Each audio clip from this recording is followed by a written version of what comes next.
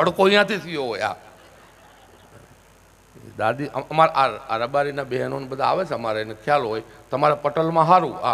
અમારે તો શું કે ખબર છે રબારી ભરવાડમાં કે જો તમે જાનમાં જાયશો તો તમને મારી પીરનું સિકોતરું પહોંચશે. માતા મૂકે. આવું બધું બહુ થતું પહેલા. તોય ભગવાન ભોળાનાથના પિતા યજ્ઞ કરે છે. બધાને આમંત્રણ આપ્યું. ભોળાનાથે આમંત્રણ શું કામ આમંત્રણ આપ્યું એની પાછળ એક કથા છે. એકવાર દેવતાઓની સભા ભરાણી હતી. બધા દેવતાઓ બેઠા હતા. આ દેવતાઓમાં દક્ષ પ્રજાપતિ છે, દેવતાઓનો હેડ છે, મોટું માથું છે. બન્યું એવું કે બધા દેવ આ ભોળાનાથના સસરાએ યજ્ઞ કર્યો અને ભોળાનાથને આમંત્રણ કેમ ન આપ્યું એની વાત કરું છું. બધા દેવતાઓ બેઠા હતા સ્વર્ગમાં ભોળાનાથ પણ બેઠા હતા. દક્ષ પ્રજાપતિનું આગમન થયું. બધા દેવતાએ ઊભા થઈને માન આપ્યું. પણ ભગવાન ભોળાનાથ પોતાની મસ્તીમાં હતા. મુજે મેરી મસ્તી સતાર સાહેબ शिवा मेरे अपने कहीं कुछ नहीं मुझे मेरी मस्ती कहाँ लेके आई ये मेरी मस्ती कहाँ लेके आई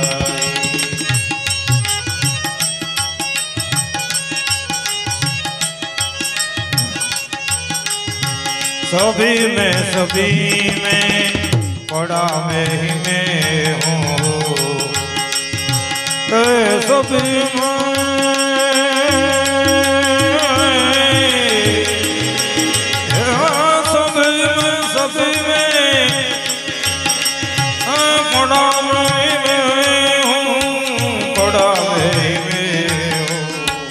सिवा मेरे अपने सिवा मेरे अपने कहीं कुछ नहीं मुझे मेरी मस्ती कहाँ लेके आई मुझे मेरी मस्ती कहाँ लेके आई. અહીં કહેવાનો આશ્રય કે બધાય ઊભા થયા. ભોળાનાથને ખ્યાલ નથી એટલે ઊભા ન થયા. અપમાન કરવું સસરાનું એવો ભોળાનાથને સહેજે ભાવ નહીં. પણ પોતાની મસ્તીમાં હતા એટલે ઊભા ન થયા.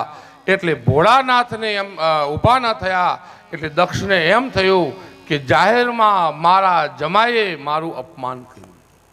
બધાએ ઊભા થઈને પગે પડ્યા. ભોળાનાથ ઊભા ન થયા. અને મોટા માણસોની તકલીફ આ છે ભાઈ.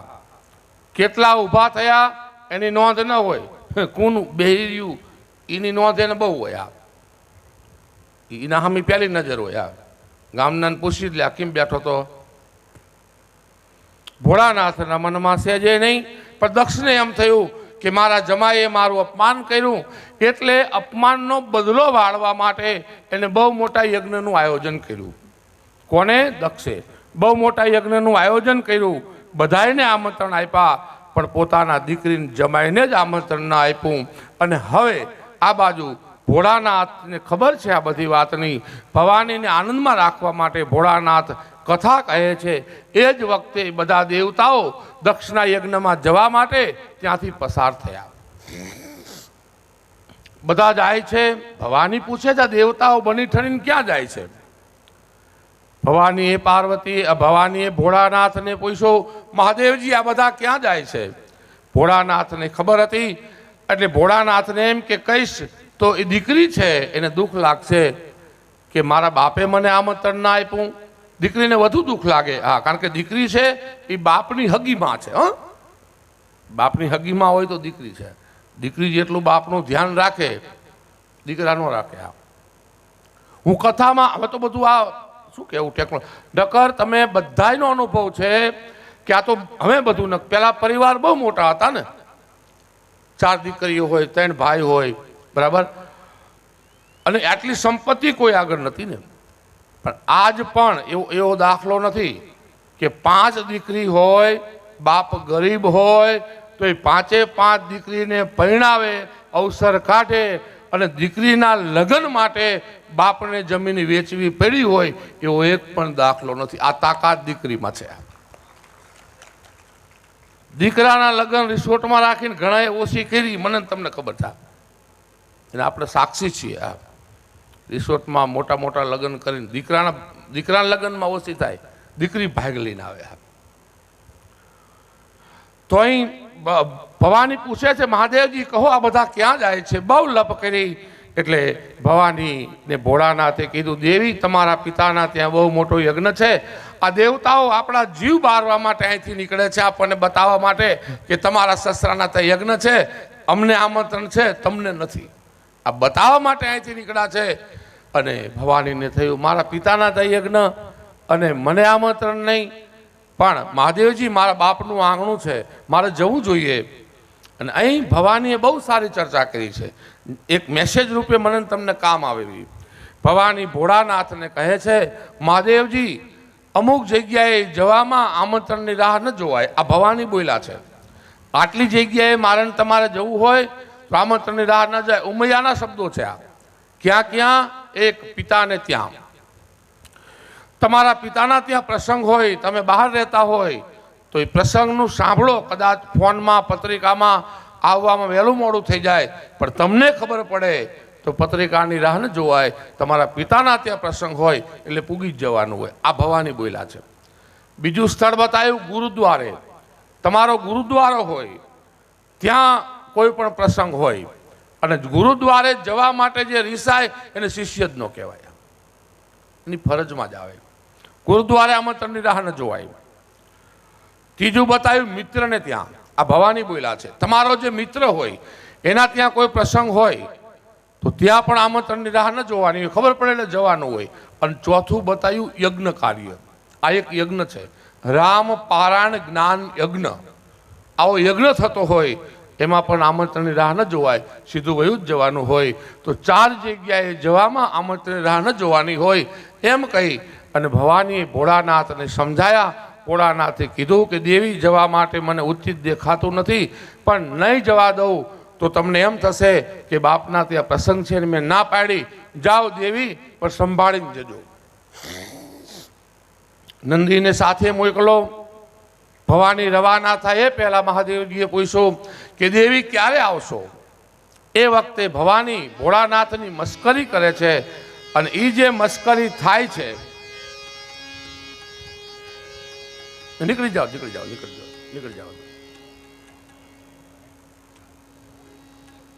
એ કન્ફ્યુઝ થઈ ગયું છે કે ક્યાં જવું એમ. એવું થયું. બધા હાથ ઊંચો ના કરો. તમે પાછો આ બાજુ નહોતા કરતા, મારા કરદર ભાઈ જશે.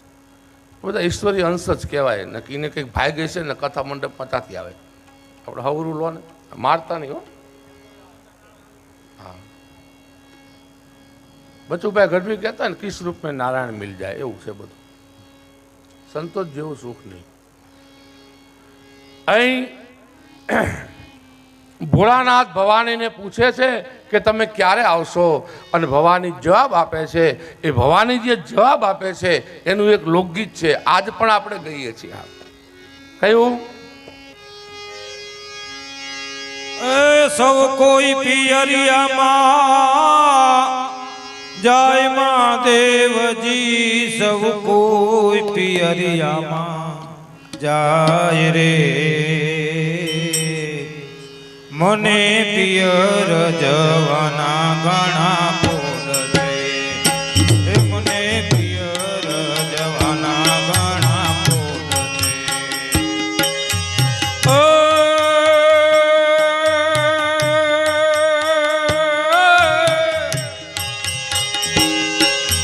કેટલા દાડાનો વધાર સતી કહો, કેટલા દાડાનો વધાર રે. તમે કેટલા દાડે પાછા આવશો?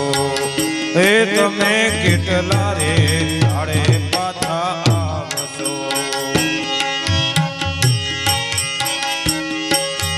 ઓર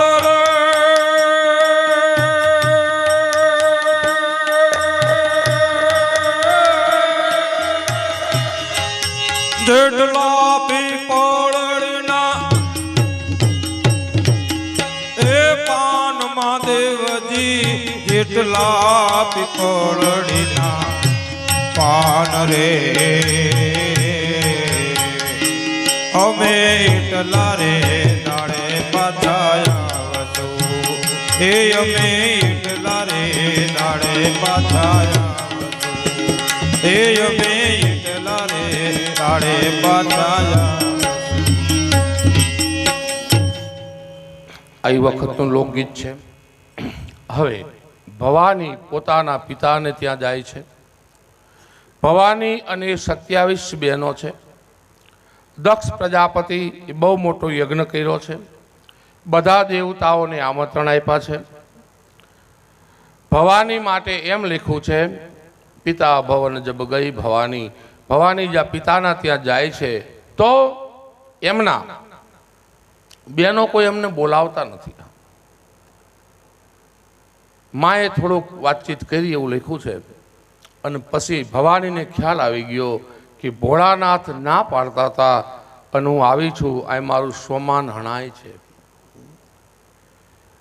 ભવાની ગયા યજ્ઞ મંડપમાં ગયા તો બધાય દેવતાઓના સ્થાપન હતા, પણ ભોળાનાથનું આસન નહોતું. કોઈ પણ યજ્ઞ ભોળાનાથના આસન વગર અધૂરો છે. આપણે અહીં 5 સ્થાપન કર્યા છે, એમાં એક ભોળાનાથનું સ્થાપન છે. કારણ કે દેવાથી દેવ છે, મહાદેવ છે. ભવાનીને ખ્યાલ આવ્યો કે આવડા મોટા યજ્ઞમાં મારા પિતાને ત્યાં જ મારા પતિનું અપમાન થતું હોય તો હવે મારે જીવવું નથી. મારા પિતાને ત્યાં જ મારા પતિનું અપમાન થતું હોય તો મારે હું જીવવું નથી એમ કહી અને યજ્ઞની જ્વાળાઓ નીકળતી હતી. એ યજ્ઞની જ્વાળાઓમાં ભવાનીએ ધુમુકો માર્યો. ભવાનીનું શરીર બળવા લાગ્યું, હાહાકાર મચી ગયો, દેવતાઓ ભાગવા લાગ્યા. આ બાજુ ભગવાન ભોળાનાથને સમાચાર મળ્યા. સમાધિમાં જોયું, ભોળાનાથે પોતાની જટા પસાડી અને જટામાંથી વીરભદ્ર નામનો ગણ ઉત્પન્ન કર્યો. ભોળાનાથે વીરભદ્ર નામનો ગણ ઉત્પન્ન કર્યો. બધા ગણો વેર વિખેર કરવા લાગ્યા. ભોળાનાથ આયા. ક્રોધે ભરાયેલા ભોળાનાથે ત્રિશુર માર્યું અને પોતાના સસરાનું મસ્તક ધડથી અલગ કરી નાખ્યું.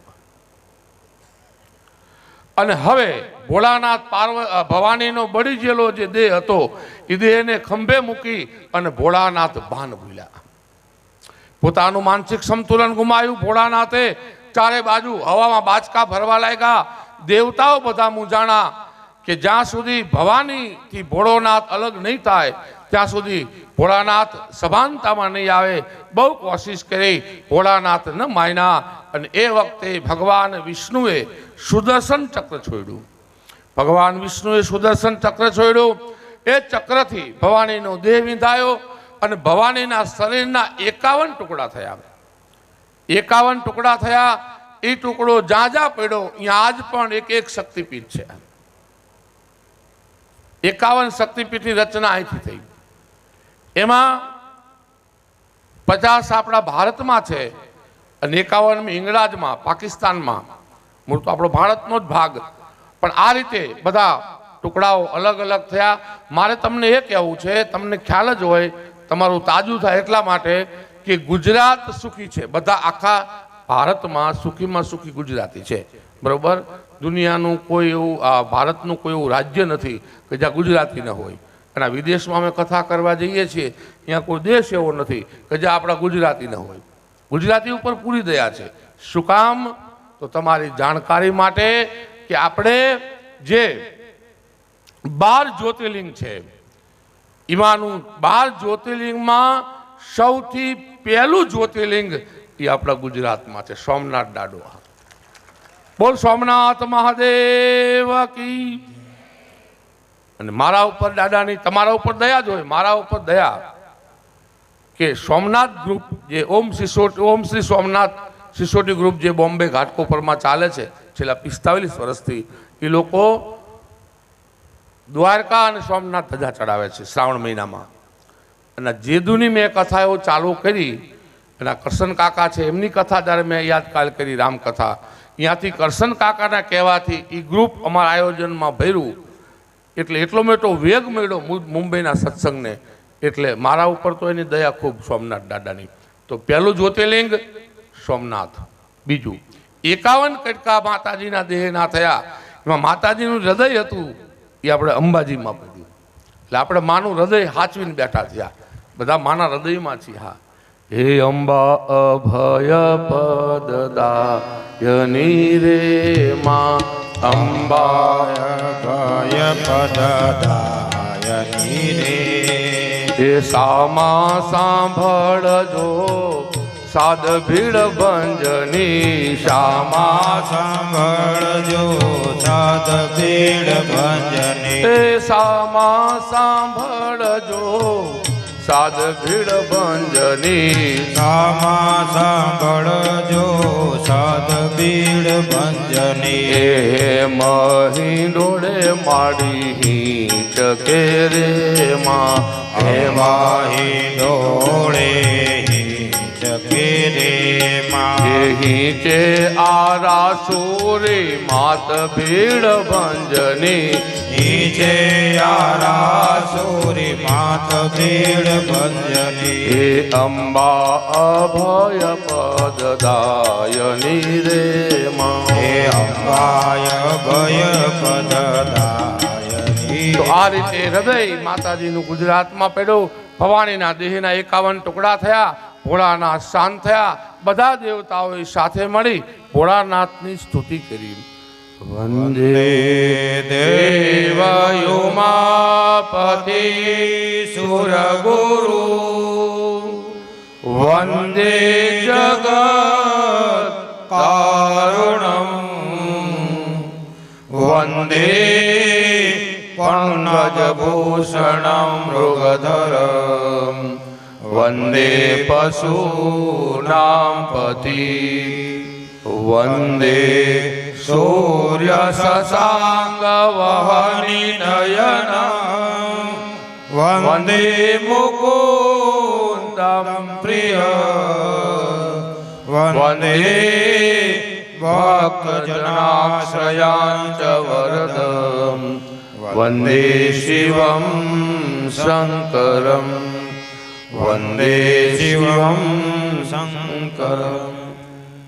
હર હર મહાદેવ શંભો, કાશી વિશ્વનાથ શંભો, હર હર મહાદેવ શંભો, કાશી વિશ્વનાથ શંભો, હર હર મહાદેવ શંભો, કાશી વિશ્વનાથ શંભો, હર હર મહાદેવ શંભો, કાશી વિશ્વનાથ શંભો, હે કાશી વિશ્વનાથ શંભો, કાશી અમરનાથ શંભો, કાશી વિશ્વનાથ શંભો, કાશી અમરનાથ શંભો, હે કાશી વિશ્વનાથ શંભો, કાશી અમરનાથ શંભો, કાશી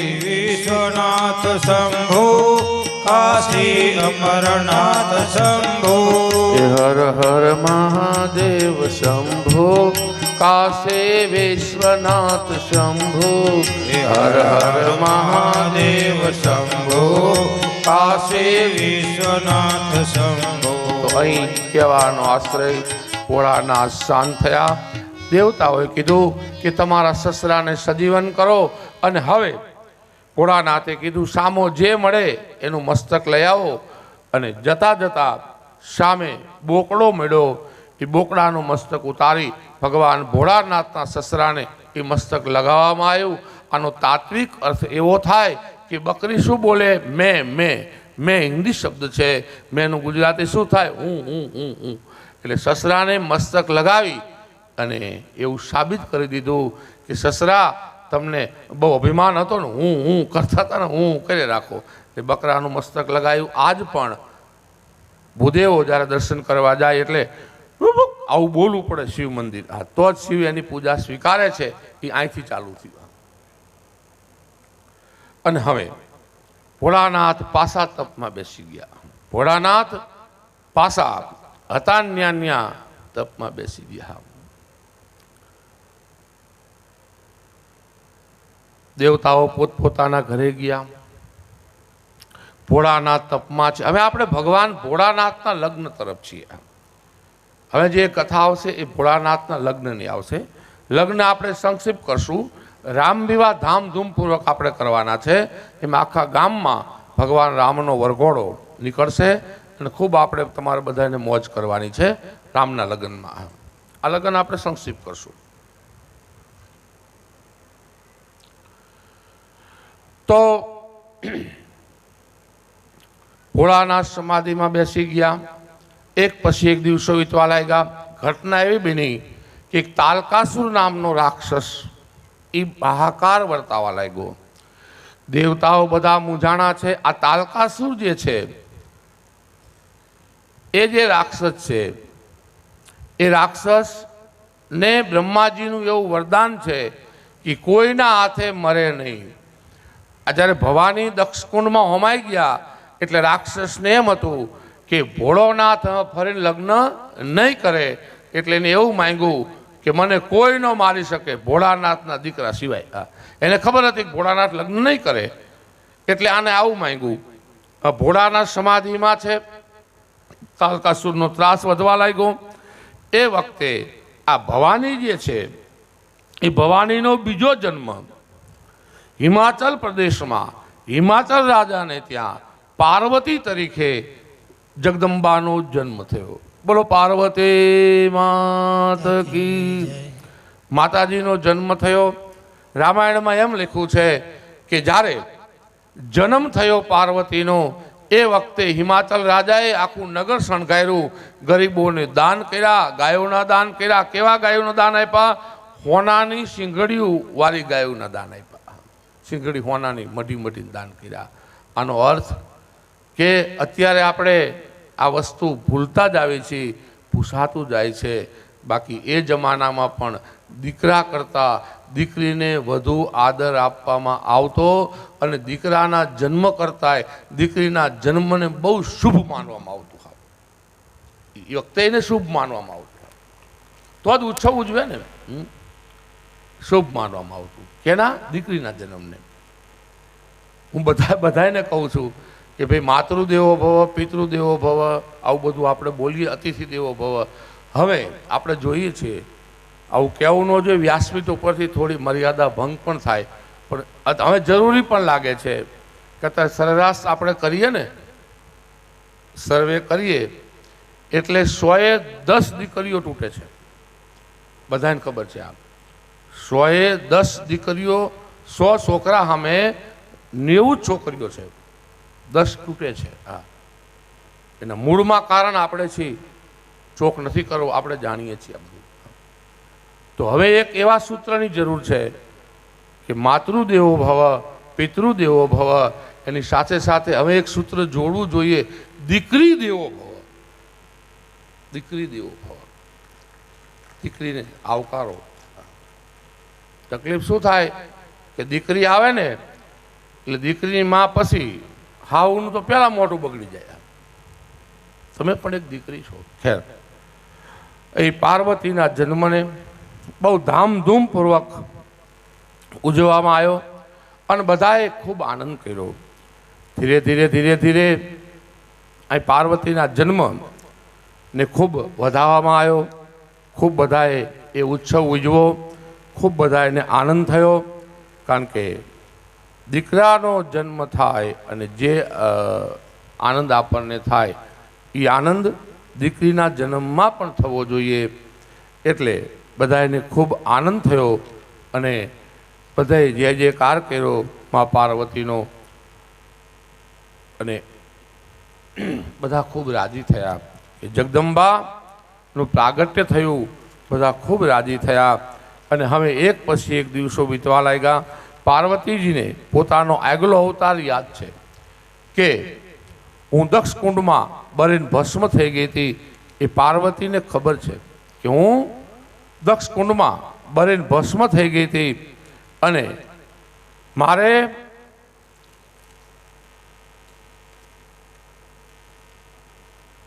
રામકથા સાંભળવાની ઈચ્છા અધૂરી રહી ગઈ હતી. મેં રામ ઉપર શંકા કરી એટલે મારી આ હાલત થઈ. પાર્વતી આ તો જગદંબા છે, બ્રહ્માંડ ભાંડોદરી છે, અખિલ વિશ્વની જનેતા છે, રાજમાયા રાજેશ્વરી છે. એને શું ખબર ન હોય? એમને બધી ખબર છે.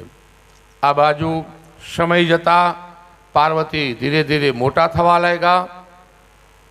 એ વખતે એકવાર ફરતા ફરતા નારદજી ત્યાં આવે છે. હા, શ્રીમન્નારાયણ નારાયણ હરિ હરિ, શ્રીમન્નારાયણ નારાયણ હરિ હરિ, હે શ્રીમન્નારાયણ નારાયણ હરિ હરિ, જય જય નારાયણ નારાયણ હરિ હરિ, हे तेरी लीला सबसे न्यारी न्यारी, हरि हरि हे तेरी लीला લીલા સબસે ન્યારી ન્યારી, હરિ હરિ, जय जय नारायण नारायण हरि हरि, जय जय नारायण नारायण હરિ નારાયણ નારાયણ કરતા નારદજીનું આગમન થયું. હિમાચલ મહારાજે નારદજીનું સ્વાગત કર્યું. સંત છે એ જમાનામાં સત્તા ઉપર પણ એક સત્તા હતી અને એ હતી સંત સત્તા. લાસ્ટ ડિસિઝન, છેલ્લો નિર્ણય સંતો આપતા. રાજા મહારાજાઓ પણ મૂંઝાય ત્યારે સંતો પાસે જતા અને સંતો કહે આમ નહીં આમ કરો. અને હું પણ તમને કહું છું કે જેમ શરીરને સાફ કરવા માટે સાબુની જરૂર પડે, સંસારને સુખી રાખવા માટે સાસુની જરૂર પડે, એમ મનના મેલ સુધારવા માટે મારા ને તમારા જીવનમાં એક સાધુની જરૂર પડે. હા, દરેકના જીવનમાં એક બાવલીઓ હોવો જોઈએ. હા, જ્યાં તમારી શ્રદ્ધા, જેને તમે માનતા હોય. હા, નકર મનરૂપી મૃગલો નહીં મરે. હા, એક સાધુની જરૂર છે. હા, સાધુનો આદર કરો, ખૂબ આદર કરો. ખબર ન પડે તો જેમ તેમ સાધુ માટે બોલો નહીં. હા, પૂરું જાણો.